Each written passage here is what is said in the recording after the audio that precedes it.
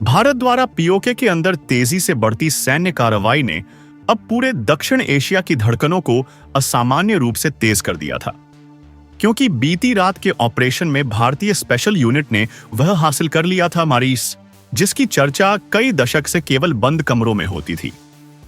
PoK के उत्तरी हिस्से में मौजूद छुपे हुए लॉन्च पैड्स को न केवल पूरी तरह नष्ट कर दिया गया,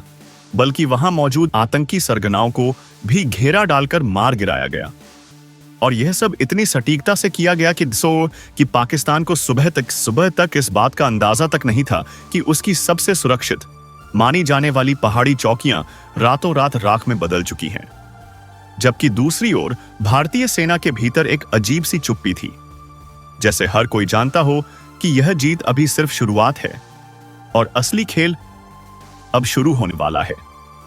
क्योंकि आतंकियों के खात्मे के बाद अब भारतीय बलों का अगला लक्ष्य पीओके के अंदर गहरे स्थित वे सुरंग तंत्र थे, जिन्हें पाकिस्तान अपनी फॉरवर्ड ऑपरेटिंग लाइन कहता था और जिनका इस्तेमाल दशकों से भारत के खिलाफ युद्ध छेड़ने के लिए किया जाता रहा था। लेकिन अब भारतीय सेना के नए मिशन डीप स्ट्राइक फेज 3 ने यह साफ कर दिया था कि इस बार ना तो पुरानी सीमाएं रुकावट बनेंगी, न अंतरराष्ट्रीय दबाव और ना ही पाकिस्तानी चेतावनियों का कोई असर होगा। क्योंकि भारत के भीतर जनता का गुस्सा इतना तेज था कि हाल ही में राजधानी में हुए धमाकों के बाद प्रधानमंत्री ने साफ शब्दों में कहा था, अब जवाब सीमा पार जाकर ही दिया जाएगा, और वह भी ऐसे कि फिर कोई दुश्मन आंख उठा ना सके। इसी दृढ़ता के साथ भारतीय विशेष बलों ने पीओके की सबसे कठिन मानी जाने वाली नीलम वैली की ओर बढ़ना शुरू कर दिया था, जहां मौसम भी दुश्मन था और इलाके की बनावट भी। लेकिन भारतीय आर्मी चीफ ने यह साफ कर दिया था कि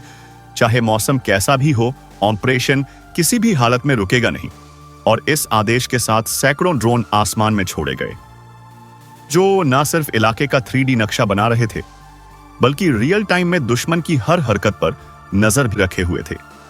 और यही वजह थी कि पाकिस्तान की फॉरवर्ड यूनिट्स जब भारतीय प्रगति रोकने के लिए मुकाबले में उतरी, तो उन्हें यह समझ ही नहीं आया कि भारतीय सेना उनके हर कदम से 2 मिनट पहले ही वाकिफ हो चुकी है।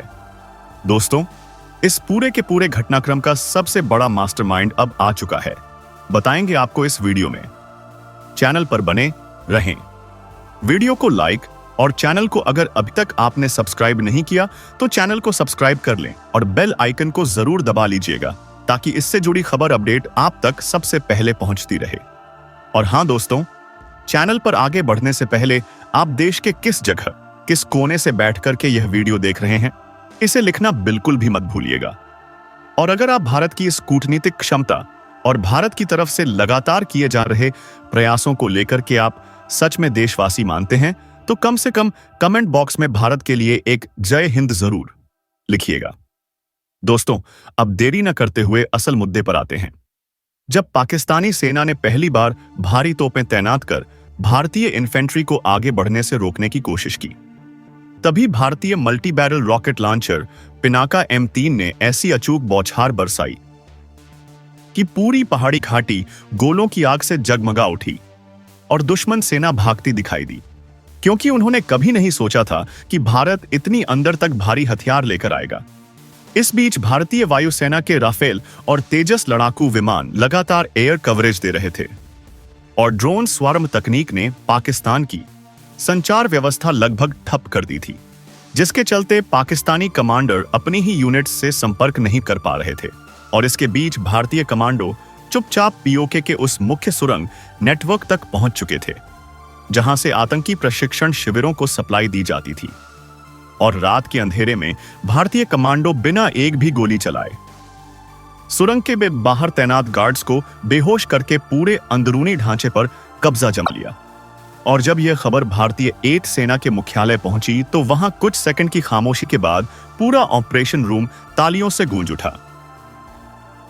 क्योंकि इसका मतलब साफ था,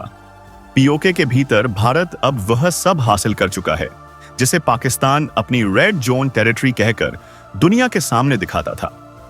लेकिन यह जीत पाकिस्तानी सेना को बर्दाश्त नहीं हुई और उन्होंने LOC के कुपवाड़ा सेक्टर में अचानक भारी गोलाबारी शुरू कर दी। लेकिन भारतीय सेना पहले से तैयार थी और आर्टिलरी कमांड ने सिर्फ 14 मिनट में इतना जबरदस्त जवाब दिया कि पाकिस्तानी बंकर धराशायी हो गए और दुश्मन सेना जंगलों में छुपती फिरती दिखाई दी। और इसी दौरान भारतीय खुफिया एजेंसियों ने प्रधानमंत्री को रिपोर्ट दी कि पाकिस्तान अब चीन से मदद की भीख मांग रहा है। लेकिन इस बार चीन भी खुलकर पाकिस्तान का साथ देने को तैयार। 14 मिनट में इतना जबरदस्त जवाब दिया कि पाकिस्तानी बंकर धराशायी हो गए और दुश्मन सेना जंगलों में छुपती फिरती दिखाई दी। और इसी दौरान भारतीय खुफिया एजेंसियों ने प्रधानमंत्री को रिपोर्ट दी कि पाकिस्तान अब चीन से मदद की भीख मांग रहा है। लेकिन इस बार चीन भी खुलकर पाकिस्तान का साथ देने को तैयार नहीं, क्योंकि भारत पहले ही दुनिया को अवगत करा चुका था कि जो भी इस लड़ाई में पाकिस्तान का साथ देगा उसे भारत अपनी सुरक्षा पर सीधा खतरा मानेगा। और इस चेतावनी के बाद अंतर्राष्ट्रीय दबाव उल्टा पाकिस्तान पर बढ़ने लगा, जबकि भारत लगातार पीओके के अंदर नई नई रणनीतिक ऊंचाइयां कब्जे में ले रहा था और पाकिस्तान के पास ना सेना बच रही थी, ना मनोबल और ना ही संसाधन। और अब पाकिस्तान के अंदर भी यह चर्चा खुलकर होने लगी थी कि शायद इस बार पीओके हाथ से निकलने वाला है। जबकि भारतीय जनता रात रात भर जागकर टीवी पर यह अपडेट देख रही थी कि भारत अपनी धरती वापस लेने में एक एक कदम और आगे बढ़ चुका है। और प्रधानमंत्री ने अपने नए बयान में कहा, अब लक्ष्य सिर्फ घाटियों का कब्जा नहीं बल्कि आतंक की जड़ को हमेशा के लिए खत्म करना है। और इस घोषणा के साथ ही भारतीय सेना ने पीओके के सबसे बड़े गढ़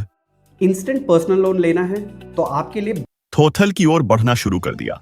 जो अगले चरण की सबसे निर्णायक लड़ाई बनने वाली थी, क्योंकि उसके कब्जे के बाद पूरा पीओके भारत की रणनीतिक पकड़ में आ जाएगा। और इसी दबाव में पाकिस्तान की सेना टूटने लगी थी, जबकि भारत आगे बढ़ते हुए अब उस आखिरी पहाड़ी दर्रे की ओर पहुंच चुका था जहां अगले 24 घंटों में इतिहास लिखने वाला था। एक ऐसा इतिहास जिसे आने वाली पीढ़ियां पीओके पुनः अधिग्रहण के नाम से याद करेंगी। जैसे जैसे रात की काली चादर एलओसी के ऊपर और भी गहरी होती जा रही थी,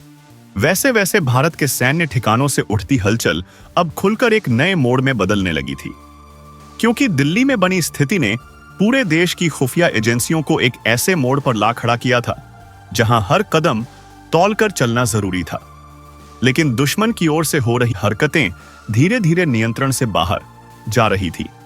और यही वजह थी कि डीजीएमओ की देर रात की मीटिंग में भारत ने अब तक का सबसे बड़ा कोड रेड जारी कर दिया था, जिसके बाद सेना की उत्तरी कमान से लेकर 1,50,000 सैनिकों की तैनाती को एक नए फॉर्मेशन में बदला जाने लगा। और जब यह जानकारी पाकिस्तान के चीफ मिलिट्री ऑपरेशन तक पहुंची तो वहां भी खलबली मच गई,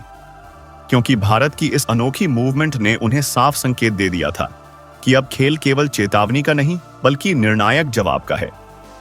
लेकिन पाकिस्तान का आईएसपीआर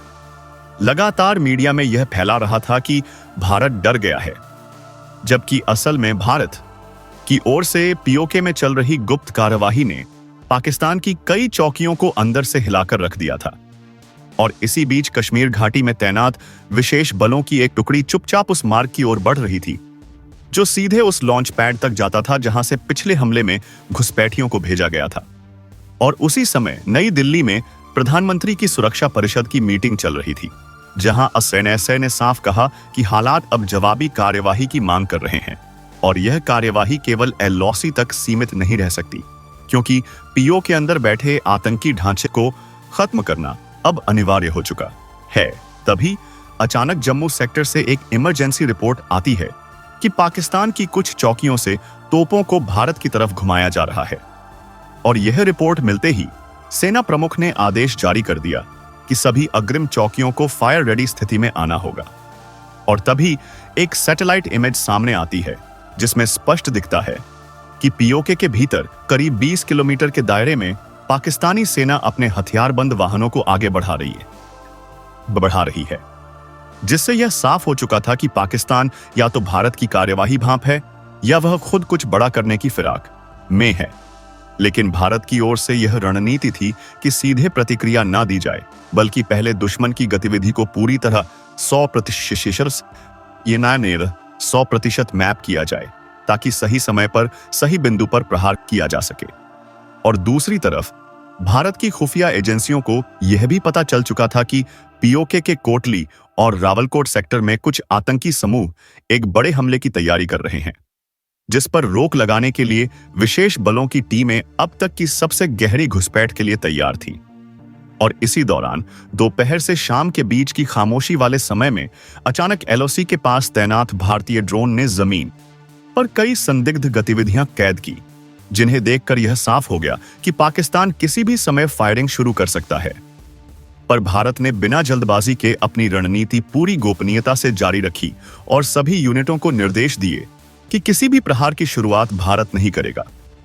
लेकिन यदि पाकिस्तान एक भी गोलाबारी करता है तो जवाब केवल गोलाबारी का नहीं बल्कि ठिकानों को नेस्तनाबूद करने वाला होगा। इसी तनावपूर्ण माहौल में रात के 2 बजे भारतीय खुफिया एजेंसी RAW की एक रिपोर्ट आती है कि पाकिस्तान के कब्जे वाले क्षेत्र में कुछ विदेशी लड़ाके देखे गए हैं जो संभवतः किसी बड़े हमले का हिस्सा हो सकते हैं। जिसके बाद प्रधानमंत्री कार्यालय तक बिना देरी के यह सूचना भेजी गई और वहीं भारत के विशेष गुप्त कमांडो दस्ते को एक्टिवेट कर दिया गया, जो ऐसी परिस्थितियों में बिना किसी शोर के अपना मिशन पूरा करने के लिए जाने जाते हैं। और इसी सब के बीच मीडिया चैनलों को भी कुछ जानकारी लीक होने लगी कि एलओसी पर हालात बिगड़ रहे हैं, जिससे पूरे देश में एक बेचैनी फैलने लगी। लोग सोशल मीडिया पर लगातार पूछने लगे कि आखिर सरकार कब बोलेगी। लेकिन सरकार की रणनीति साफ थी, बोलने से नहीं काम से जवाब देना है। और वह समय अब करीब था, क्योंकि एलओसी पर तैनात हर सैनिक, हर कमांडर और हर यूनिट अपने मोर्चे पर तैयार खड़ी थी कि जैसे ही आदेश मिले पाकिस्तान के अंदर तक जाकर वह जवाब दे जो आने वाली कई पीढ़ियों को याद रहेगा। उस रात दिल्ली से लेकर श्रीनगर तक आसमान में अजीब सा सन्नाटा पसरा हुआ था, जैसे पूरे देश ने अपनी सांसें रोक ली हों और सब किसी अनदेखी दस्तक का इंतजार कर रहे हों। तभी सेना के स्ट्रेटेजिक कमांड को एक एन्क्रिप्टेड संकेत मिला कि दुश्मन की सीमा के भीतर कुछ ऐसा हलचल शुरू हो चुकी है जो आने वाले घंटों में किसी बहुत बड़े घटनाक्रम का रूप ले सकती है। और इस संकेत के मिलते ही राजधानी में बैठे कमांडर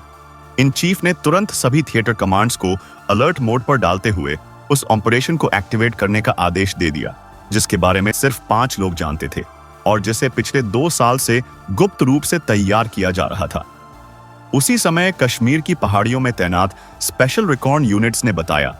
कि दुश्मन की ओर से कई मूवमेंट पैटर्न अचानक बदल गए हैं। उनकी पोस्टों पर रात भर जगमगाने वाले फ्लड लाइट्स बंद कर दिए गए हैं और भारी वाहनों की हल्की हल्की आवाजें पहाड़ियों में गूंज रही हैं, जिनसे साफ लग रहा था कि या तो वे किसी बड़ी तैनाती की तैयारी में हैं या फिर किसी छिपे हुए रास्ते से घुसपैठ की कोशिश होने वाली है। लेकिन इस बार भारत पहले से कहीं ज्यादा तैयार था। वहीं दिल्ली में प्रधान मंत्रालय, सेना मुख्यालय और नेशनल सिक्योरिटी ऑफिस के बीच लगातार बैठकों का दौर चलता रहा, जहां उपग्रहों से आई कुछ तस्वीरों ने यह साफ कर दिया कि दुश्मन की आर्टिलरी यूनिट्स को ऐसी जगहों पर खिसकाया गया है जहां से उनका लक्ष्य भारत की अग्रिम चौकियां थीं। और यह देखकर एक पल के लिए सभी के चेहरों पर तनाव साफ नजर आया,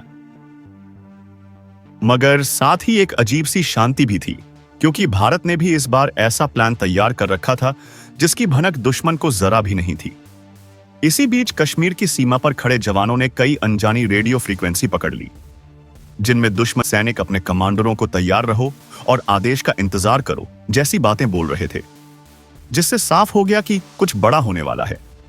और तभी भारतीय सेना के सेक्टर कमांडर ने अपने जवानों से कहा, इस बार पहले वार का मौका हम उन्हें नहीं देंगे। इस आदेश के साथ ही फ्रंट लाइन यूनिट्स ने अपनी पोजीशन बदली। ड्रोन टीमों ने आसमान में इलेक्ट्रॉनिक जैमिंग सक्रिय किया और स्पेशल फोर्स यूनिट्स ने दुश्मन की कई अग्रिम चौकियों का सटीक लोकेशन लॉक कर लिया, ताकि जरूरत पड़ते ही कुछ ही मिनटों में जवाबी एक्शन शुरू किया जा सके। उधर दिल्ली में एक बंद कमरे में चल रही बैठक में ऑपरेशन के उस हिस्से को भी मंजूरी मिल गई, जिसमें दुश्मन की सबसे सुरक्षित चौकियों पर डायरेक्ट स्ट्राइक की संभावना शामिल थी। और यह मंजूरी मिलते ही पूरे सिस्टम में एक ऐसी ऊर्जा दौड़ गई जैसे देश की धड़कनें तेज हो गई हो। रात गहराती जा रही थी, पहाड़ों में तेज हवाएं चल रही थी, आसमान में बादल नीचे झुककर मानो सिर्फ उसी इलाके को देख रहे हो। तभी अचानक भारतीय निगरानी ड्रोन ने दुश्मन की एक बड़ी यूनिट को अपनी पोजीशन छोड़कर जंगलों की ओर बढ़ते हुए देखा, और इस बार भारतीय सेना ने इंतजार नहीं किया। सिर्फ 2 शब्द का आदेश मिला, एक्शन शुरू, और इतना सुनते ही फ्रंट लाइन पर खड़े सैनिकों ने अपने हथियारों को रिचेक किया। आर्टिलरी यूनिट्स एक्टिव हो गई और स्पेशल ऑप्स टीमों ने अपनी पोजीशन लॉक कर ली, क्योंकि अब जो होने वाला था वह सिर्फ एक ऑपरेशन नहीं था, बल्कि आने वाले कई दशकों की दिशा तय करने वाला ऐतिहासिक क्षण था। जिस तरह रात की काली चादर में सरहद के उस पार से उठती हल्की हल्की गड़गड़ाहट ने दक्षिणी बैटल कमांड के सेंटर में बैठे हर अधिकारी को बेचैन कर दिया था, उसी तरह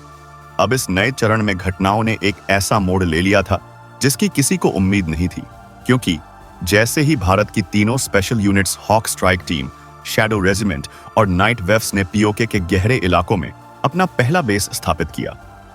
अचानक दुश्मन की ओर से एक अप्रत्याशित जवाबी कदम उठाया गया,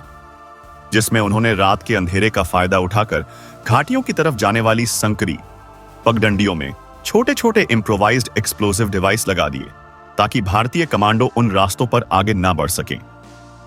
लेकिन हॉक स्ट्राइक टीम के लीड एनालिस्ट कैप्टन अयान ने अपनी थर्मल मैपिंग ड्रोन टेक्नोलॉजी से इन सभी विस्फोटकों को कुछ ही मिनटों में डिटेक्ट कर लिया, और फिर नाइट वॉल्व्स की माइक्रो डिफ्यूजन यूनिट ने बिना आवाज किए इन सभी डिवाइस को कुछ ही सेकंड में निष्क्रिय कर दिया,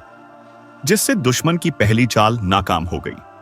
लेकिन असली चुनौती तब सामने आई जब भारतीय कमांडो उस पहाड़ी दर्रे पर पहुंचे जहां से दुश्मन की मुख्य सप्लाई लाइन गुजरती थी, क्योंकि वही वह जगह थी जहां से पूरी घाटी में फैली दुश्मन की फोर्स को हथियार, खाना, फ्यूल और बैकअप भेजा जाता था। और अगर भारत उस सप्लाई लाइन पर कब्जा कर लेता तो पूरा ऑपरेशन केवल आधा ही नहीं, बल्कि लगभग 70% जीत लिया जाता। इसलिए यह स्थान रणनीतिक रूप से इतना महत्वपूर्ण था कि दुश्मन इसे हर कीमत पर बचाए रखना चाहता था। लेकिन भारतीय ऑपरेशन कमांड ने भी इसका महत्व समझते हुए एक ऐसी योजना बनाई थी जो दुश्मन ने कभी सोची भी नहीं थी, और वह योजना थी डबल लेयर ट्रिगर असॉल्ट, जिसमें पहली लेयर में भारत की शैडो रेजिमेंट पहाड़ियों की ऊंचाई से दुश्मन की गतिविधियों पर नजर रखती, जबकि दूसरी लेयर में नाइट वॉल्व्स जंगल की तरफ से चुपचाप नीचे उतरकर सप्लाई लाइन के बिल्कुल किनारे तक पहुंचते। लेकिन जैसे ही भारतीय कमांडो इस डबल लेयर पोजीशन में आए, अचानक मौसम में बदलाव आ गया। तेज हवाएं चलने लगी, बादल नीचे उतर आए और इतनी घनी धुंध छा गई कि 15 मीटर से आगे कुछ दिखाई नहीं देता था। और ऐसी स्थिति में ड्रोन और सैटेलाइट का रियल टाइम फीड भी लगभग बेकार हो गया। लेकिन भारतीय कमांडर जनरल वेणुगोपाल ने ऑपरेशन को रोकने की बजाय एक नया निर्देश जारी किया। अब ऑपरेशन धुंध का फायदा उठाकर किया जाएगा, क्योंकि जब दुश्मन को भी कुछ दिखाई नहीं देता था तो भारतीय कमांडर जनरल वेणुगोपाल ने ऑपरेशन को रोकने की बजाय एक नया निर्देश जारी किया। अब ऑपरेशन धुंध का फायदा उठाकर किया जाएगा, क्योंकि जब दुश्मन को भी कुछ दिखाई नहीं देता था तो भारतीय कमांडर जनरल वेणुगोपाल ने ऑपरेशन को रोकने की बजाय एक नया निर्देश जारी किया। अब ऑपरेशन धुंध का फायदा उठाकर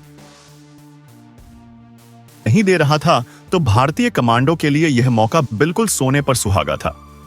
और फिर जैसे ही रात के 1:17 पर घड़ी की सुइयां आगे बढ़ी,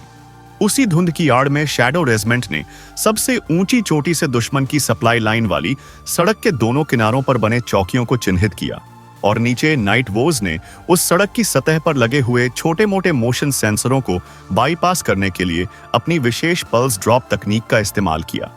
जो एक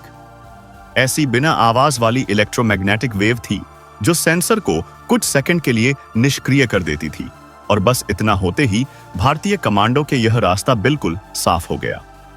इसके बाद उन्होंने चुपचाप उस सप्लाई लाइन पर कब्जा कर लिया और एक भी गोली चलाए बिना पूरी सड़क को अपने नियंत्रण में ले लिया। लेकिन वास्तविक ड्रामा अब भी शुरू होना था, क्योंकि सप्लाई लाइन पर कब्जा होते ही दुश्मन को लगा कि पूरा रास्ता नष्ट कर दिया गया है, जबकि सच यह था कि भारत ने रास्ता नष्ट नहीं किया, बल्कि उसे प्रयोग में लाने से रोका था। और तभी दुश्मन ने आपदा आते ही अपनी सबसे खतरनाक यूनिट ब्लैक हॉक ब्रिगेड को मैदान में उतारा, जो अपने क्रूर हमलों और अचानक किए गए प्रहारों के लिए जानी जाती थी। लेकिन भारतीय कमांडो ने उन्हें सीधा मुकाबला देने की बजाय एक मानसिक जाल बिछाया। जिसमें उन्होंने सप्लाई लाइन के बीचों बीच कुछ खुले इलाकों में कुछ ऐसे नकली सैन्य उपकरण और नकली एक्टिविटी के संकेत छोड़े कि दुश्मन की ब्रिगेड सीधा उन्हीं पॉइंट्स पर हमला करने लगी।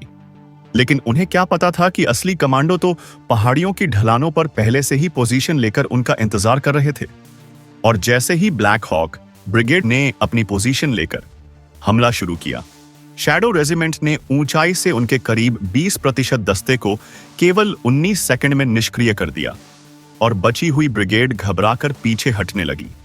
लेकिन उनकी वापसी का रास्ता भी नाइट वॉल्व्स ने पहले से ही घेर रखा था और इस तरह दुश्मन की सबसे खतरनाक ब्रिगेड कुछ ही मिनटों में बेअसर हो गई। इसके बाद भारतीय कमांडो सप्लाई लाइन के और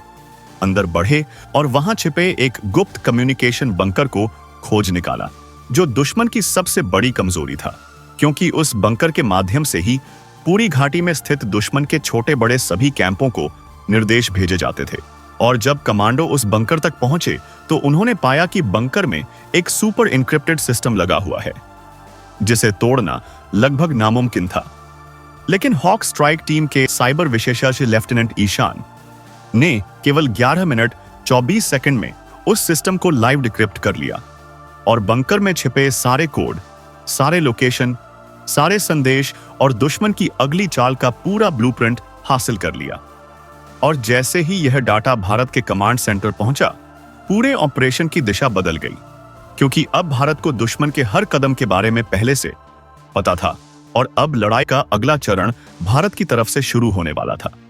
एक ऐसा चरण जिसमें दुश्मन को उनकी ही धरती पर मनोवैज्ञानिक तरीके से घेरकर पूरी घाटी को सुरक्षित किया जाना था। लेकिन उस अगले चरण को भारतीय कमांड ने सिर्फ एक नाम दिया, ऑपरेशन साइलेंट डोमिनेशन। और इस नाम का मतलब था कि अब लड़ाई बंदूकों से नहीं बल्कि दिमाग और रणनीति से जीती जाएगी। और जैसे ही अगले चरण का काउंटडाउन शुरू हुआ, पूरी घाटी में एक ऐसी घुटन भरी खामोशी फैल गई जैसे हवा भी अपनी सांसें रोककर इस लड़ाई के अगले मोड़ का इंतजार कर रही हो। भारत के ऑपरेशन की दूसरी रात जैसे जैसे गहराती गई, वैसे वैसे हालात और भी ज्यादा तनावपूर्ण होते गए, क्योंकि गुप्त रिपोर्टों के अनुसार पाकिस्तान की सेना अपने कई इलाकों को अचानक खाली करवाने लगी थी और यह संकेत मिल रहा था कि वे किसी बड़े कदम की तैयारी में हैं। लेकिन इस बार भारत ने पहले ही सभी संभावित चालों का अनुमान लगा लिया था और special front air force, MAR, COS, NSG और गारुड़ कमांडोज को अष्टों अलग अलग सेक्टरों में तैनात कर दिया गया था, जहां पर उनकी मौजूदगी दुनिया से पूरी तरह छिपी हुई थी। इसी बीच एक ऐसी खबर आई जिसने पूरे सैन्य ढांचे 8 को और भी ज्यादा सतर्क कर दिया। कई आतंकवादी लॉन्च पैड्स पर असामान्य गतिविधियां नोट की गई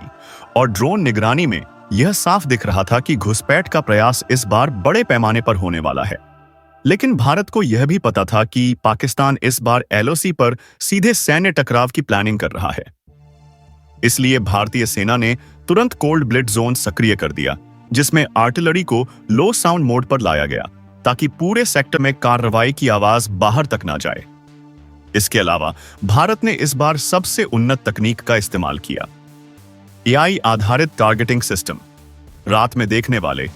4th Gen multi spectrum goggles और सैटेलाइट कनेक्टेड माइक्रो ड्रोन, जो दुश्मन की हर हरकत को मिनट दर मिनट रिकॉर्ड कर रहे थे तथा तुरंत कमांड सेंटर को भेज रहे थे। इसी दौरान एक और चौंकाने वाला तथ्य सामने आया कि पाकिस्तान POK में कई जगहों पर नागरिकों को ढाल बनाने लगा था और भारतीय सेना के जवाबी एक्शन को दुनिया के सामने गलत साबित करने की कोशिश कर रहा था।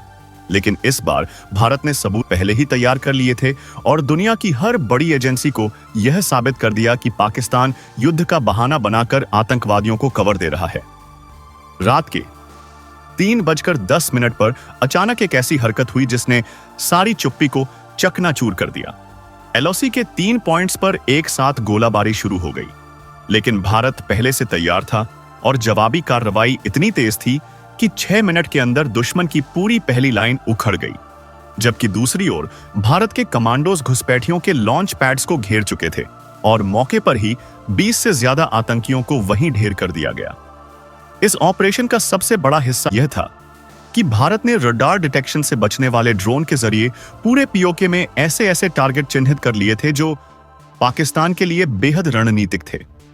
जैसे हथियार depot, rocket storage, high frequency communication towers और वो बंकर जिनका इस्तेमाल पाकिस्तानी सेना अपने टॉप अफसरों को छिपाने में करती थी। जैसे ही भारतीय कमांड ने ग्रीन सिग्नल दिया, 18 ड्रोन ने एक साथ उद्यान भरी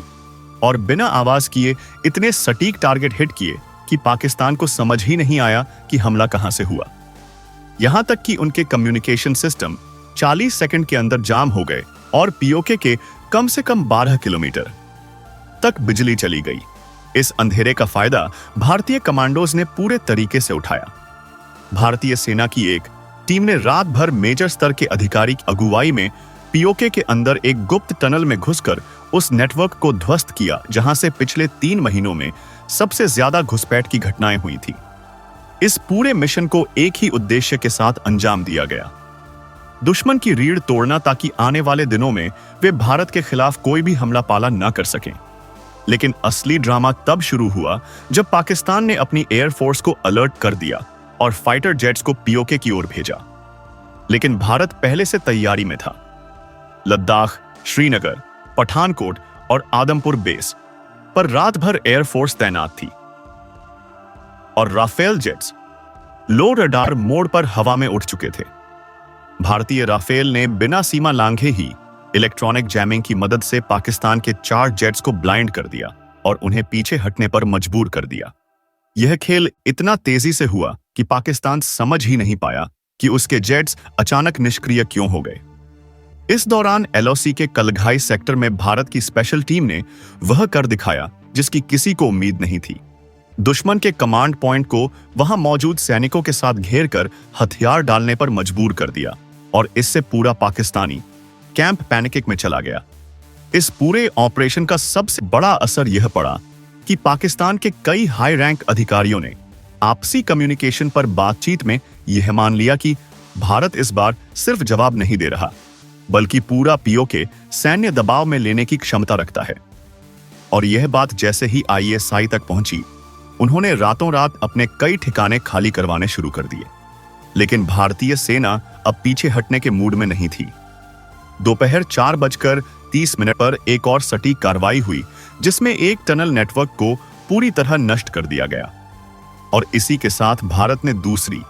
चेतावनी देते हुए दुनिया को यह भी बताया कि अब एलओसी पर कोई एक तरफा सीज फायर नहीं होगा, बल्कि भारत हर उस जगह जवाब देगा जहां से घुसपैठ की कोशिश की जाएगी। पाकिस्तान ने जब जवाबी गोलीबारी तेज की तो भारतीय एयर सेना ने 7 मिनट के अंदर उसके 5 मेजर पोस्ट उड़ा दिए और इस कार्यवाही का इतना बड़ा मनोवैज्ञानिक असर हुआ कि कई पाक सैनिक अपने बंकर छोड़कर भागने लगे।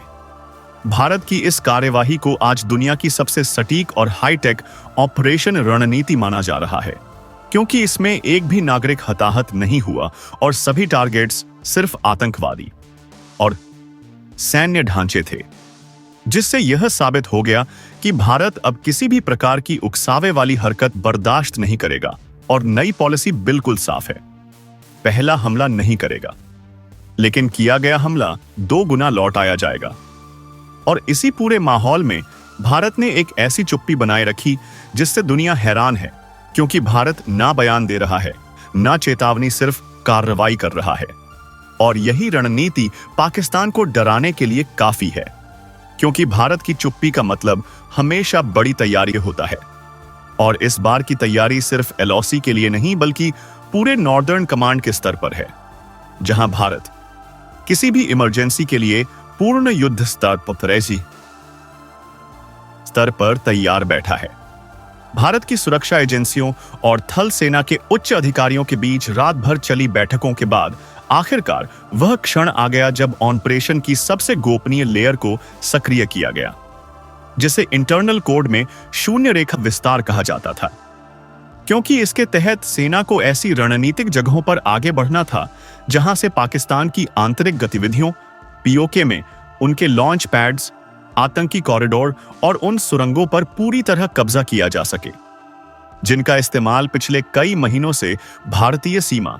में घुसपैठ के लिए किया जा रहा था। और यह दावा तो अब उपग्रह चित्रों ने भी पुष्ट कर दिया था कि पीओके के उत्तरी हिस्से में स्थित पहाड़ी दर्रों के आधे नीचे 11 नई सुरंगें बनाई गई थीं, जिनमें हथियार डंप, ड्रोन लॉन्च स्टेशन और कम्युनिकेशन जैमर लगाए गए थे। इन्हीं सुरंगों को नष्ट करने के लिए भारत ने अपनी स्पेशल फ्रंटियर फोर्स को तैनात किया, जो रात के अंधेरे में काले हिमश्वेत सूट पहने पूरी तरह साइलेंट मोड में आगे बढ़ते हुए पहाड़ी चट्टानों के किनारों पर रस्सियां डालकर नीचे उतरी और वहां मौजूद 5 पाकिस्तानी पोस्ट को बिना एक भी